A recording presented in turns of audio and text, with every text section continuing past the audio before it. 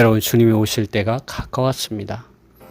요한계시록 1장에는 참으로 좋은 말씀들, 우리가 알아야 되는 하는 말씀들이 많이 있습니다.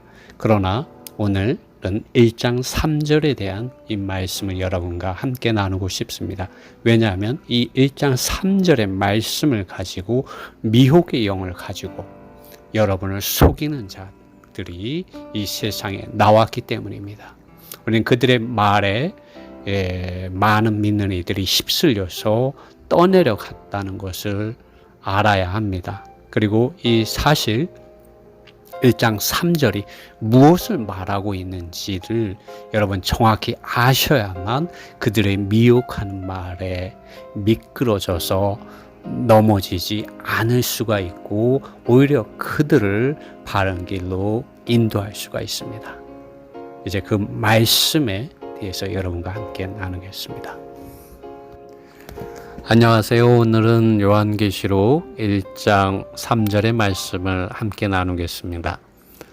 먼저 이 요한계시록의 말씀을 나누기 이전에 이 요한계시록의 저자와 장소에 대해서 한번 이야기하겠습니다. 이 요한계시록을 기록한 저자는 사도 요한입니다. 사도 요한은 예수님의 12제자 중 한 제자로서 마지막까지 살아남았고 하나님의 아들 예수 그리스도 그분 자신을 직접 눈으로 보고 듣고 만지며 주님과 함께 3년 반 동안 동행하였고 주님의 죽으심과 주님의 부활을 목격한 증인이었고 하나님의 아들 예수 그리스도께서 이 신약에서 하나님의 이런 긍휼과 하나님의 은혜 가운데서 어떻게 하나님의 이런 구원이 사람들 안에 이루어지는지 분명한 이런 말씀 안에서 또 계시 안에서 보고 깨닫고 그것을 복음으로 전파하였고 이러한 복음이 각 교회 안에서 뿌리를 내리고 자라고 열매를 맺으며 각 교회 안에서 예수 그리스도의 이러한 참다운 증인들이 산출될 수 있도록 증언하였습니다. 그러나 그 시대는 종교적인 시대, 유대 종교가 지배적으로 다스리는 시대였고 또 정치적으로도 혼란한 시대였습니다. 그로 인해서 바울은 이 반모섬이라는 곳에 그가 말년에 유배되었고 그곳에서 그는 주의 날에 영 안에 있었는데 주님의 음성을 그곳에서 듣게 되었습니다. 그리고 주님 그분 자신이 복음서에 기록되어 있는 인자이신 이러한 예수님에 대한 묘사를 훨씬 뛰어넘어서 정말로 권위와 영광과 정말 거룩함을 지니신 정말 놀라우신 이런 그리스도에 대한 계시를 보게 됩니다. 그리고 그와 반면에 교회의 이러한 수준이 에베소에 계시된 이런 만물 안에서 만물을 충만케 하시는 자의 충만이 되어야 하는 에베소서 1장 23절이죠. 이런 교회의 상태가 계시록 2장 3절에 기록된 거에 따르면 교회는 너무나도 하락하고 타락해서 하나님의 이런 마음의 갈망 안에 있는 하나님의 계획한 그런 청사진에 이르지 못하는 상태에 있었습니다. 그리고 성령이 교회들에게 하시는 말씀을 들으라고 주님은 이기는 자들을 부르고 계십니다. 이 이후에 주님께서는 이 이기는 자들의 휴거와 이 세상에 임할 심판에 대해서 그 다음에 이 세상에 이러한 심판에 임하게 될 때 적그리스도 이 짐승에 대한 이 예언의 말씀과 또 종교적인 세상 이 경건한 모양과 지식들과 밖에 이런 행위만을 쫓는 이 바빌론이 어떻게 멸망하는지에 대한 이런 말씀들 그리고 신랑으로 예표되신 하나님의 아들 예수 그리스도께서 오심과 그분의 이러한 신부들의 이런 혼인잔치와 또 그 이후에 이루어지는 천년간의 이 주님께서 보상해 주시는 이러한 기간이 있습니다. 우리는 오늘날 믿으면 누구든지 다 천당 간다고 알고 있지만 성경은 그렇게 말하고 있지 않습니다. 성경은 이 시대 또 우리 이전에 믿었던 많은 이 참된 믿는 이들, 현재는 잠들어 있겠죠. 잠든 자들 가운데 참된 열매들, 이기는 자들, 그들을 이기는 자들이라고 성경은 말합니다. 그리고 또 이 시대에 살아있는 이기는 자들, 참된 믿는 이들이 주님이 오실 때 공중으로 휴거되고 천년 왕국 안으로 들어가게 됩니다. 주님은 너희는 먼저 그의 나라와 그의 의를 구하라고 주님께서 말씀하셨죠. 그리고 천국은 침노하는 자들의 것이라고 주님은 말씀하셨습니다. 여러분, 주여 주여 하는 자가 다 천국에 들어가시는 것이 아니라고 말씀했습니다. 그것은 천년 왕국을 말하는 것입니다. 그리고 이 천년 왕국이 끝나고 백보자 심판이 있고 나서 그 이후에는 모든 믿는 이들, 오늘 믿지만 허당으로 믿는 사람들이 있지 않습니까? 그 사람들도 이제는 새 예루살렘에 들어가게 됩니다. 천년 이 동안의 이런 기간이 끝난 이후에, 보상의 기간이 끝난 이후죠. 왜 보상의 기간이 필요할까요? 그것은 하나님께서 거룩하시고 의로우시기 때문에 하나님의 어린 양의 이런 발자취, 하나님의 아들의 이런 말씀에 착하고 신실하게 충성되게 죽기까지 자기의 혼 생명을 사랑하지 않고 하나님의 아들 예수 그리스도 안에 있는 그 생명과 그 본성과 그 풍성한 것들로 점유되고 적셔지고 채워지고 하나 되어서 더 이상 내가 사는 것이 아니라 그리스도를 살아낸 이들에 대한, 또 주님의 이러한 복음을 위하여 자기를 희생하고 헌신하고 수고한, 제대로 먹지 못하고 제대로 입지 못하고 제대로 대우받지 못하고 오해와 비방과 박해와 내어 쫓김을 당하며 심지어 죽임을 당한 이러한 믿음의 길 안에서 하나님의 아들 예수 그리스도 이런 복음 안에서 죽기까지 충성한 이들에 대한 보상의 이러한 기간이 천년 동안 있게 됩니다. 그 이후에 이제 완전히 양과 염소를 구별하는 백보자 심판이 있게 됩니다. 그 이후에 모든 믿는 이들은 다 성숙하여서 이 천년 기간 동안 다 성숙하게 됩니다. 모든 믿는 이들은 그 이후에 모두가 새 예루살렘, 새 하늘과 새 땅, 새 예루살렘에 들어가게 되는 것입니다. 우리 하나님은 의로우신 하나님이라는 것을 우리는 이것을 통하여 볼 수가 있습니다. 어떤 이들은 죽기 직전에 믿으면 되지, 그동안은 나는 이 세상의 것, 내가 하고 싶은 대로 다 누리다가 마지막에 믿겠다, 이렇게 말하는 사람들이 있습니다. 여러분, 안 믿는 것보다는 믿어야 합니다. 그러나 주님이 의로우신 하나님이라는 것, 거룩하신 하나님이라는 것, 영광 가운데 거하시는 하나님이라는 것을 알 때 우리는 하나님을 경외한다면 그러한 생각을 내려놓아야 합니다. 그리고 성령이 교회들에게 하나님의 말씀 안에서 하시는 말씀을 귀 기울여 들어야 합니다. 여러분에게 주님의 은혜가 함께하기를 원합니다. 요한계시록 1장 안에는 참으로 귀한 말씀들이 많이 있습니다. 그러나 그 말씀들에 대한 다룸은 오늘 할 수가 없고요. 1장 3절에 대해서만 여러분과 함께 나누겠습니다. 왜냐하면 이 1장 3절에 대하여 다르게 가르치는 사람들이 있기 때문입니다. 그리고 그 다른 가르침에 대해서 많은 이 믿는 이들이 그 이야기에 휩쓸려서 떠내려 갔습니다. 여러분, 이 말씀을 들으시고 깨어나십시오. 그리고 성령이 교회들에게 하시는 말씀을 들으십시오. 요한계시록 1장 3절의 말씀 읽겠습니다.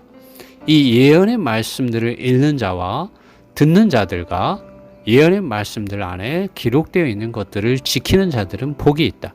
왜냐하면 때가 가까웠기 때문이다. 여러분, 때가 가까웠습니다. 왜냐하면 보십시오. 교회의 상황, 그리고 이 세상의 상황이 성경에서 말씀한 그러한 상황들이 대부분 우리는 일어났다는 것을 알 수가 있습니다. 그러나 오늘 이 세상이 아직 존재하고 지속되어야 하는 이유는 하나님의 긍휼과 은혜로서 모든 사람들이 구원을 받으며 하나님의 이러한 구원의 실제에 이르기를 원하시는 이런 하나님의 긍휼과 은혜가 해가 아침에 떠오르듯이 여전히 그분의 사랑하는 이들을 향하여, 이 세상을 향하여 아직은 주님께서 인내하시고 기다리고 계시다는 것이죠. 네, 말씀에 대해서 다시 한번 읽고 말씀이 말하는 것을 보겠습니다. 이 예언의 말씀을 읽는 자와라고 사도 요한은 말합니다. 이 예언의 말씀들을 읽는 자는 단수로 되어 있습니다. 여러분, 근데 왜 여기 1장 3절에 이 말씀이, 이 예언의 말씀들을 읽는 자는 단수로 되어 있을까요? 그리고 그 이후에 듣는 자들은 복수로 되어 있습니다. 그리고 예언의 말씀들 안에 기록되어 있는 것들을 지키는 자들은 복이 있다. 여기서도 복수로 되어 있습니다. 이 3절의 말씀을 가지고 자기가 소속한 이 교회의 수장, 대표를 특별한 사람의 이런 위치에 가져다 두고 그를 마치 이 하나님과 같은 이런 위치에 두고 따르는 사람들이 있습니다. 그것은 그들이 하나님의 말씀을 분명하게 알지 못하였기 때문에 그러한 오류와 그러한 흐름에, 그러한 유혹에 빠진 것이라고 저는 생각합니다. 왜 사도 요한은 여기 이 예언의 말씀들을 읽는 자를 단수로 쓸 수밖에 없었을까요? 우리는 그 이유를 누가복음 4장과 사도행전 17장에서 정확하게 찾아볼 수가 있습니다. 누가복음 이 4장 16절로 21절 말씀을 제가 읽어드리겠습니다. 예수께서 그 자라나신 곳 나사렛에 이르사 안식일에 자기 규례 곧 당시 유대인들의 간습대로 회당에 들어가서 성경을 읽으려고 서심해 17절 선지자 이사야의 글을 들이거늘 책을 펴서 이렇게 기록한 데를 찾으시니, 이 16절과 17절에 주님은 안식일에 회당에 유대인들의 간습을 따라서 회당에 들어가셔서 해당장으로에게 이사야의 이 글을 가져오라고 주님께서 말씀하셨죠. 그리고 선지자 이사야의 이러한 글을 받으시고 그 책을 펴서 이렇게 기록된 것을 읽으신 것입니다. 그러면은 여기 보십시오. 이 말씀을 읽는 자는 단수입니까? 복수입니까? 단수이죠. 네, 그들의 간습은 이렇게 해당에 모이면은 한 사람이 성경을 읽는 것입니다. 그렇기 때문에 요한계시록 1장 3절에도 이 예언의 말씀들을 읽는 자, 단수로 되어 있는 것이죠. 18절에 주의 성령이 내게 임하셨으니 이는 가난한 자에게 복음을 전하게 하시려고 내게 기름을 바르시고 나를 보내사 포로된 자에게 자유를 눈먼 자에게 다시 보게 함을 전파하며 눌린 자를 자유하게 하고 주의 은혜의 해를 전파하게 하려 하심이라 하였더라. 책을 덮어 그 맡은 자에게 주시고 앉으시니 해당에 있는 자들이 다 주목하여 보더라. 이에 예수께서 저희에게 이르시되 이 글이 오늘날 너희 귀에 응하였느니라 하시니. 네, 우리는 누가복음 4장 16절과 21절의 이러한 말씀들을 통해서 이 요한계시록 1장 3절에 있는 이 예언의 말씀을 읽는 자가 단수로 쓸 수밖에 없는 그 이유를 정확하게 알 수가 있습니다. 이 예수님에 대한 이러한 말씀에 대한 기록뿐만 아니라 사도행전 17장에서도 동일하게 말하고 있습니다. 17장 1절 저희가 암비볼리와 아볼로니라로 다녀가 데살로니가에 이르니 거기 유대인의 해당이 있는지라 바울이 자기 규례 곧 당시 유대인들의 간습대로 저희에게로 들어가서 새 안식일에 성경을 가지고 강론하며. 네, 여긴 단수겠죠. 네, 뜻을 풀어 그리스도가 해를 받고, 네, 성경대로 그리스도가 이 해를 받는 것, 십자가에서 죽으시는 것을 말씀하고 있는 것이죠. 죽은 자 가운데서 다시 살아날 것을 증명하고 이르되 내가 너희에게 전하는 이 예수가 곧 그리스도라 하니 그 중에 어떤 사람 곧 경건한 헬라인의 큰 무리와 적지 않은 기부인도 고난을 받고 바울과 실라를 쫓으나. 네,